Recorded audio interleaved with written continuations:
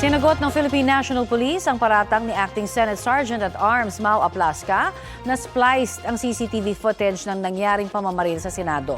May ulat on the spot si Mariz Umali. Mariz?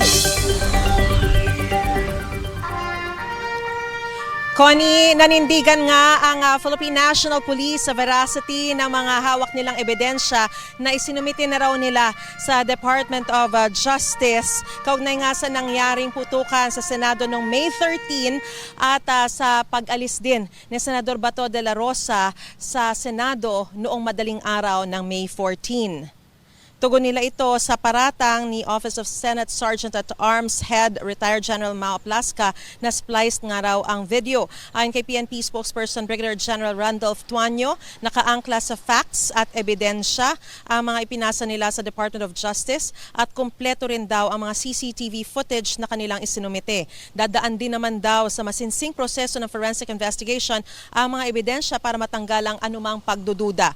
Hindi naman isiniwalat ng PNP ang sinasabi ng CIDG na mayroon na silang leads sa kinaroroonan ni Senador de la Rosa. Minabuti raw ng PNP na igalang proseso at hahayaan ang kaukulang ahensya na magbigay ng pahayag sa ICC warrant, iba pang mga issue kaugnay sa pag-aresto at sa kinaroroonan din ni Senador Bato.